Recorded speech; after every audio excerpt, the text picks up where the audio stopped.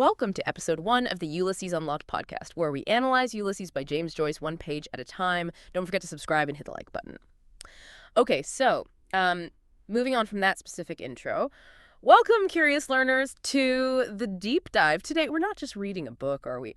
We're really embarking on, well, an epic literary journey, an exploration of one of the most celebrated and, let's be honest, sometimes pretty intimidating novels ever written, James Joyce's Ulysses. And you've brought us a fantastic stack of sources here, from Frank Delaney's brilliant Read Joyce series, which, breaks the novel down so well, to these incredibly detailed annotations of the very first page.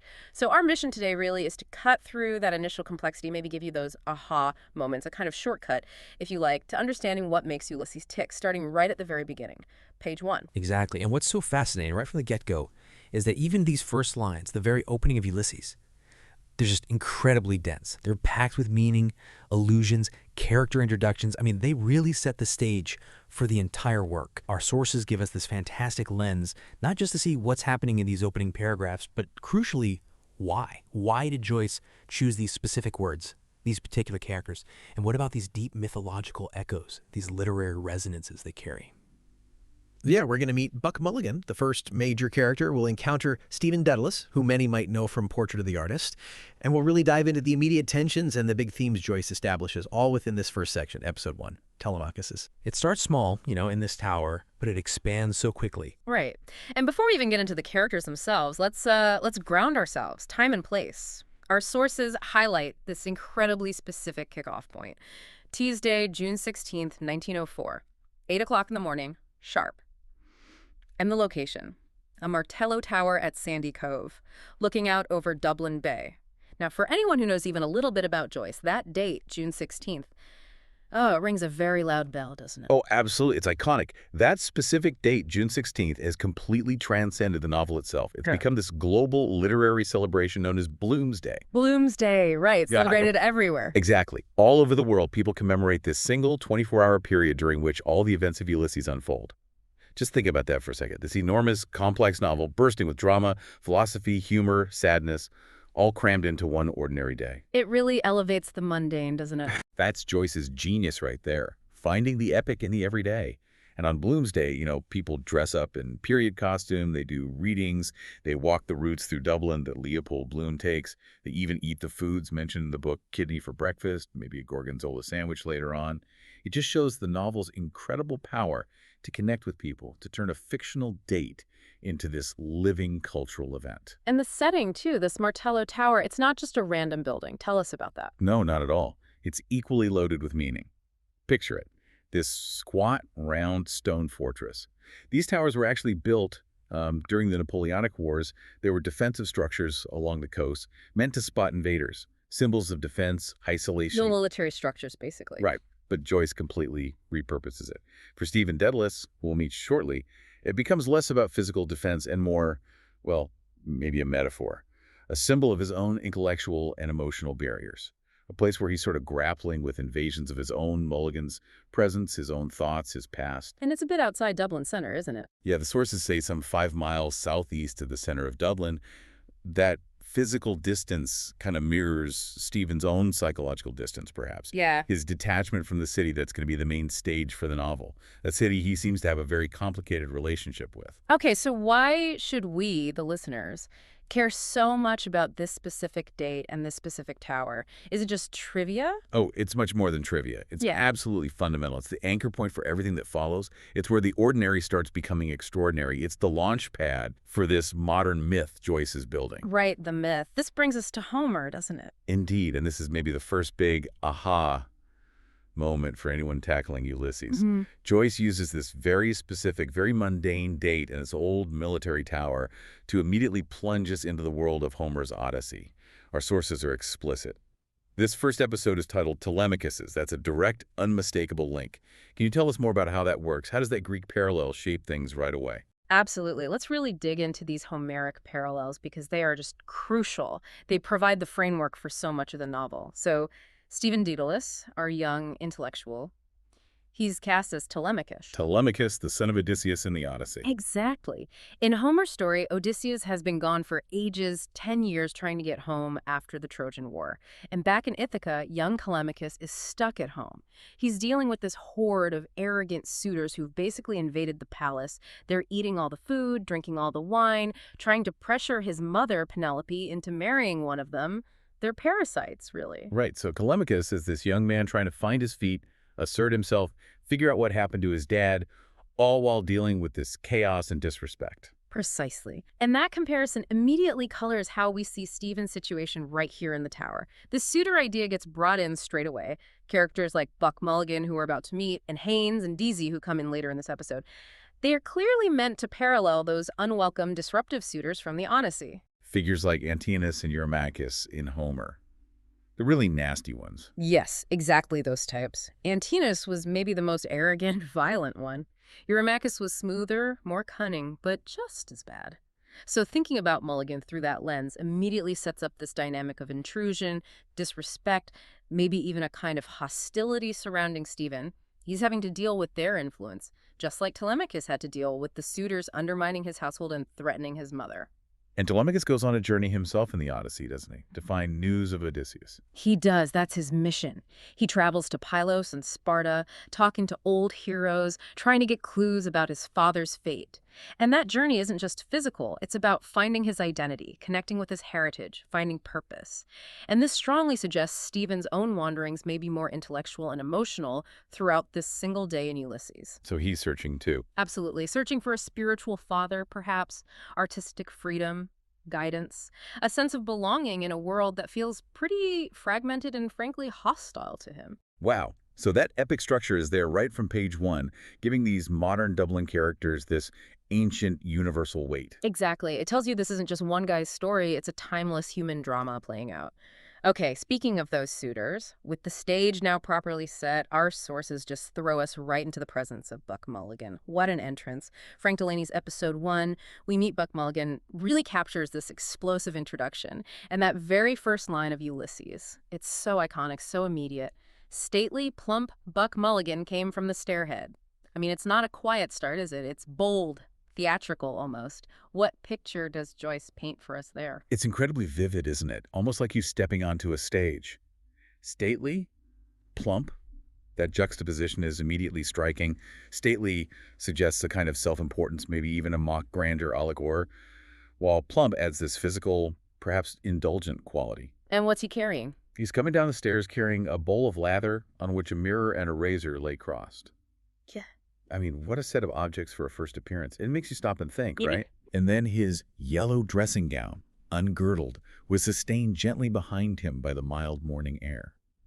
It completes this visual almost angelic, or maybe like a priest's robes. You can almost feel that gentle breeze, the gown flowing, its sensory, mundane objects, razor, gown, but composed in this really symbolic way. Okay, let's unpack the symbolism of those objects. With Joyce, you know nothing's accidental. The razor and mirror. Well, they're tools for grooming, obviously.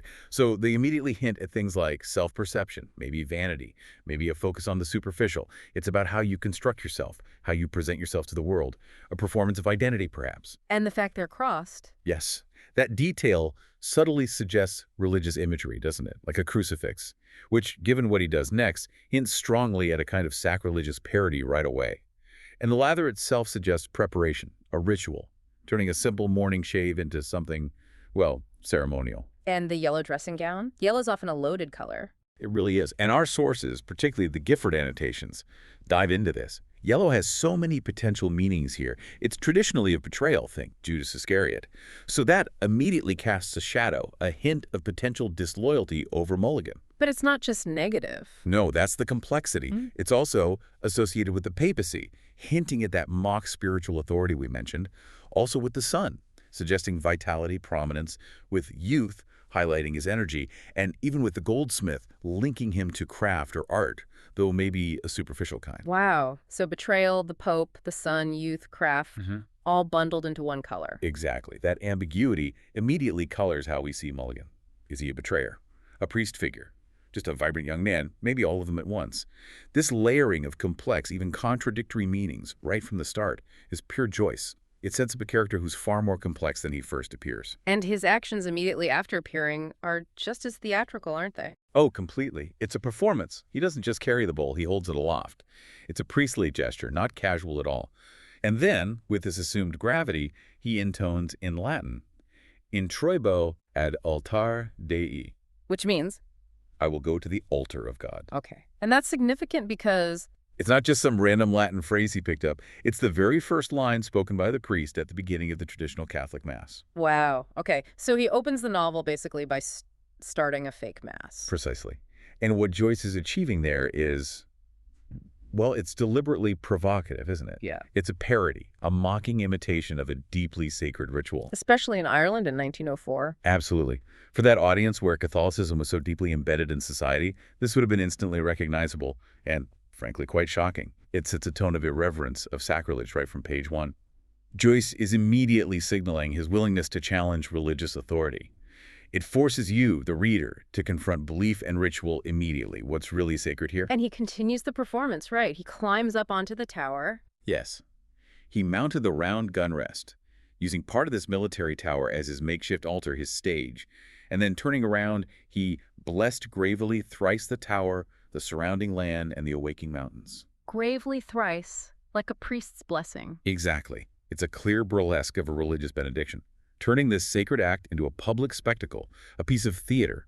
The thrice echoes the Trinity, making the parody even more pointed, more blasphemous. And the description of his face reinforces the sort of fake priest idea. It does. His plump, shadowed face and sullen oval jowl recalled a prelate, patron of arts in the Middle Ages. It's not just how he looks, it suggests this superficial grandeur, a performative piety maybe masking something else, like a powerful, maybe slightly corrupt churchman from history. A patron of arts also suggests a certain aestheticism, but perhaps one lacking real moral depth. And the name Mulligan itself has layers. It does. Our sources link it to wide fighter, which connects back to those Homeric suitors Antinous or Eurymachus, reinforcing his antagonistic role towards Stephen. There's also a possible link to a real person, Malachi Mulligan, a contemporary known for wit and medicine, adding a layer of realism. And even the initial letter M, it subtly connects him, maybe, to Molly and Millie Bloom, characters who become incredibly important later. It hints at this web of connections Joyce is weaving. So this introduction is just packed. He's complex, charismatic, provocative. And maybe a little sinister, a showman, definitely, but with a darker edge hinted at right from the start. A masterclass in character introduction. So, with Mulligan holding the stage, performing this mock mass, we then get the entrance of the other key figure here, Stephen Dedalus, Frank Delaney's episode 2. The mocking continues points this out. Stephen comes onto the scene and the contrast is immediate. Mulligan calls out to him, doesn't he? "Come up, Kinch, come up, you fearful Jesuit." Hey. That greeting alone feels loaded. How does Stephen's arrival and that nickname change the dynamic? The contrast is stark, absolutely. Stephen's demeanor is completely different from Mulligan's bombast. He's described as displeased and sleepy. He's leaning on the staircase looking coldly at Mulligan's antics. So, not impressed. Not at all. Mulligan is all outward show, noise, performance. Stephen is internal, withdrawn, maybe burdened by thought, definitely not amused. Even his physical description, light, uncontoured hair, grained and hued like pale oak. It creates this natural, unadorned image. Humble, almost. A real contrast to Mulligan's flowing yellow gown and his big gestures. It suggests someone more grounded, perhaps more authentic, though clearly melancholic. And untonsured, that's significant. Yeah, a tonsure is that shaven patch on a monk's head, Yeah. signifying religious commitment. Stephen not having one obviously marks his break from the church. But the word itself still uses religious language, doesn't it? It hints at that ongoing struggle, the Catholic past he can't quite escape. And the nickname Mulligan uses, Kinch. What's that about? It's fascinating. The sources suggest a couple of possible meanings. One is something dagger-like. Implying sharpness, intellect. Exactly. A sharp, cutting intellect or wit, which Stephen certainly has. But there's another layer.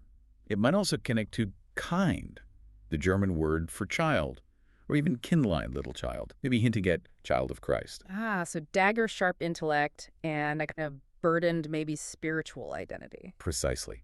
That dual meaning instantly deepens Stephen's character.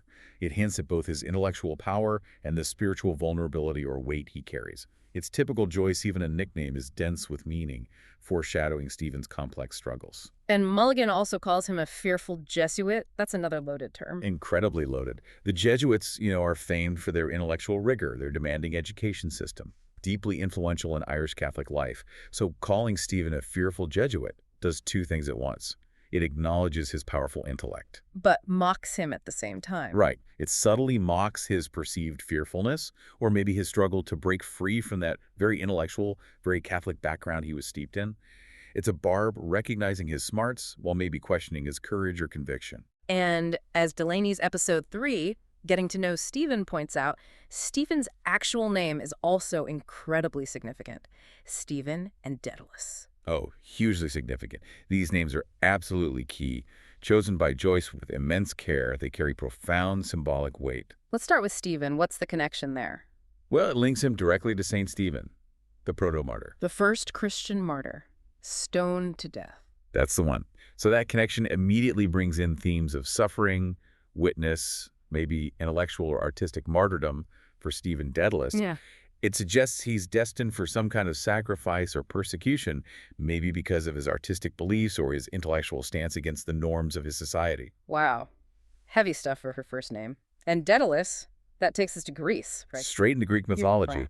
It connects him to Dedalus, the legendary master craftsman, the brilliant inventor and architect. The guy who built the labyrinth. Exactly. Built the labyrinth for King Minos on Crete, and he was also the father of Icarus. Ah, Icarus. Flew too close to the sun. Right. So the name Dedalus immediately pulls in this whole cluster of powerful themes: art, creation, intellect, cunning, escape, but also the potential danger of ambition, the tragic consequences of flying too high, of hubris. Can you just quickly remind us of that Dedalus Icarus story? Because it seems really relevant here. Absolutely. Dedalus and Icarus were imprisoned by King Minos. To escape, Dedalus, in this act of sheer genius, fashions wings out of feathers and wax for both of them. But he warns Icarus, don't fly too high or the sun will melt the wax. Don't fly too low or the sea spray will soak the feathers. But Icarus, young, exhilarated by flight, forgets the warning. He soars upwards. Towards the sun. Towards the sun. The wax melts, the wings fall apart, and he plunges into the sea and drowns. The cautionary tale. Very much so. Now think of Stephen Dedalus. He's an aspiring artist, a creator. He desperately wants to escape the constraints of Ireland, the church, his family, his own labyrinth, maybe. So his name isn't just about being smart or arty. It's like a prophecy. Will he successfully craft his escape and soar to artistic freedom? Mm-hmm. Or will his ambition, his idealism, maybe the suitors like Mulligan dragging him down, lead to his own fall, his own failed flight? It suggests both amazing potential and huge risk. Precisely. The name itself embodies that tension. And Mulligan, true to form, immediately mocks it. Your absurd name, an ancient Greek. Yeah, highlighting that cultural and intellectual gap between them. Mulligan seems to dismiss Stephen's aspirations as pretentious, maybe. And it all circles back to Stephen as Telemachus again, doesn't it? It really does. The searching sun maybe feeling overshadowed by this loud, commanding suitor figure who seems to dominate the space. So you have this complex figure, martyr artist, craftsman's son, searching sun, already burdened by his name, his past, the company he keeps. It sets up his whole internal journey for the day. Okay, so we have these two characters established, Mulligan and Stephen. And Joyce immediately throws them into this, controversial exchange. Our sources, particularly Frank Delaney's episode 4, A Bit of Blasphemy, really stress Joyce's daring use of blasphemy right here at the start.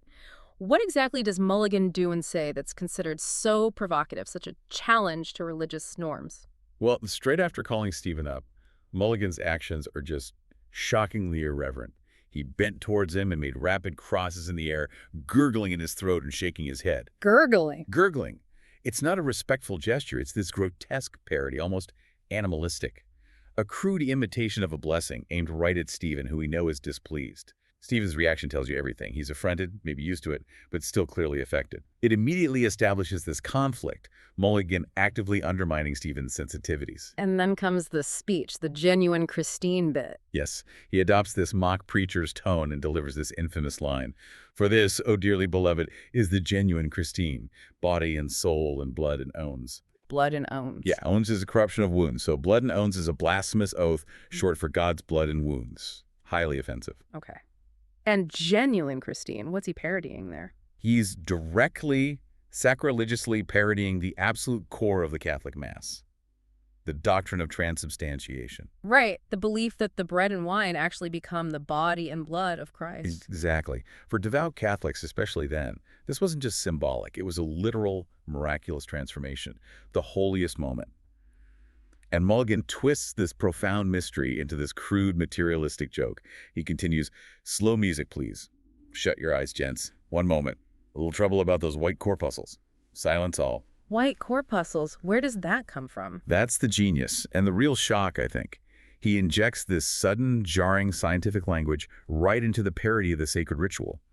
White corpuscles, it completely shatters any sense of the divine mystery. It drags the sacred down to the purely biological, the mundane, even the slightly clinical or gross. It's a total clash of worldviews, science versus faith. Absolutely. It highlights Mulligan's modern, materialistic, cynical view colliding head-on with traditional faith. And it powerfully externalizes Stephen's own internal struggle, probably, caught between his Catholic upbringing and his modern, skeptical intellect. And as Frank Delaney emphasizes, this blasphemy isn't just a historical curiosity. No, Delaney says it still has power today. It remains a potent challenge to established beliefs and pieties. So what's Joyce really achieving with this? It's not just for shock value, presumably. No, definitely not just shock value. It's doing crucial thematic work right at the beginning. It immediately establishes this central tension that runs through the whole novel, especially for Stephen. His grappling with Catholicism, skepticism, art, and Mulligan with his golden mouth's wit. He's called Chrysostomos right after this. Chrysostomos, like the saint. Exactly. St. John Chrysostom, a famous early church father, known for his incredible eloquence, his golden mouth. Applying that name to Mulligan is deeply ironic, isn't it? It highlights his verbal skill, his ability to be witty and charming. But also cruel and cutting. Precisely. His eloquence here is used to mock and undermine, not to uplift or persuade in a positive way. It might initially sound like a compliment from Stephen, but given the context, it feels laced with sarcasm or bitterness. And Mulligan embodies a certain type of character. Yes, maybe a certain type of witty, cynical Irish intellectual of the time. Charming, smart, but deeply mocking towards institutions, especially the church, which held such sway. And the sources call him something else too, a Trojan horse. Right, a Trojan horse, a false friend. That's a really powerful image, isn't it? Ancient betrayal, deceit hidden within something seemingly attractive. It's a stark warning to us, the readers, about the true nature of Mulligan's friendship with Stephen. Beneath the banter, there's potential for real harm, manipulation, disloyalty. So this scene isn't just about religion, it's foreshadowing bigger critiques. Absolutely. It foreshadows Joyce's broader examination, often critique, of Irish society, the influence of the church, the complexities of nationalism themes that permeate the whole of Ulysses. Mulligan's blasphemy opens this window onto the conflicts societal, personal, intellectual that defined early 20th century Dublin and that Stephen has to navigate. Okay, so we've seen the surface action, the characters, the dialogue, the blasphemy. But let's pull back to that deeper layer again, the mythology. As the overview reminded us, this isn't just two guys in a tower. It's framed as a modern odyssey. What's the real significance of Joyce layering that in so explicitly from the start? The significance is huge. It's like Joyce is handing us a key, a mythological roadmap to understand the inner lives, the spiritual landscape of his characters. Let's hammer this point home. Stephen Dedalus is Telemachus, the searching son. Not just a literary game, but about identity. Exactly. It's a powerful motif for identity, belonging, the quest for self. Telemachus is looking for his absent father, Odysseus. Stephen, too, is profoundly searching. For what? A spiritual father, artistic independence from Ireland's constraints, a sense of self away from family, country, church. His journey through this day is that quest for the missing father figure, for his own authentic place. And Mulligan's role in this Homeric frame. It becomes much clearer and more sinister. We linked him to Eurymachus, the wide fighter, one of those insolent suitors. Remember, the suitors were parasites, disrespectful, consuming Odysseus' resources, undermining his authority, trying to take his place. Mulligan's mockery, his irreverence, his wit, which can feel almost predatory, it mirrors that parasitic role perfectly. So he's not just annoying, he's an intruder, draining Stephen. In a way, yes. An intellectual and personal intruder, encroaching on Stephen's space, maybe draining his emotional energy, like the suitors drained Odysseus' wine cellar. He needles Stephen, tries to borrow money, dismisses Stephen's anxieties about his mother's death. He embodies that hostile, unwelcome presence. And the absence of Odysseus himself, who we know will be represented by Leopold Bloom later. Right, though Bloom hasn't appeared yet. That absence creates this huge void in Stephen's world, a void he's trying to fill. Personally, looking for a mentor, a father figure. Artistically, trying to forge his own voice, become his own man, his own creator. So the myth transforms their personal story? It makes it resonate universally. Anyone who's ever felt lost, searched for meaning, or struggled against the odds can connect with that ancient pattern underlying Stephen's modern problems. So Joyce is inviting us then to see the everyday events of Dublin through this epic mythological lens. How does that actually enrich our reading experience? It's completely transformative, I think. Yeah. It takes what could be just a personal story, Stephen's angst, his difficult friendships, his religious doubts, and elevates it. It turns it into this universal human experience. The search for identity, the struggle with authority, the quest to find your own voice, defining yourself against pressures. The Odyssey structure gives us a handrail. Exactly. It provides this familiar scaffolding, something to hold on to amidst Joyce's stylistic experiments and complexities. But then he fills that ancient structure with the incredibly specific, detailed, often mundane realities of Dublin life. And the genius is showing that epic struggles aren't just for Greek heroes on ancient seas. They happen inside ordinary people, in ordinary cities, during ordinary conversations, like this one in the tower. And that's where the joy of discovery comes in for the reader, following those parallels. Absolutely. Those aha moments when you suddenly see the connection.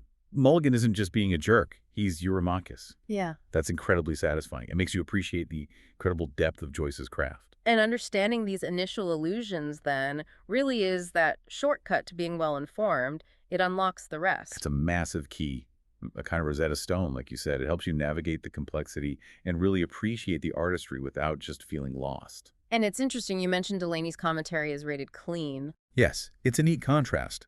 Joyce's text itself is often explicit, challenging, blasphemous even. But the commentary, like Delaney's, aims to make these difficult ideas accessible, approachable for a wide audience. So wrapping up this first deep dive, in just these opening lines, maybe the first page or so, Joyce has done so much.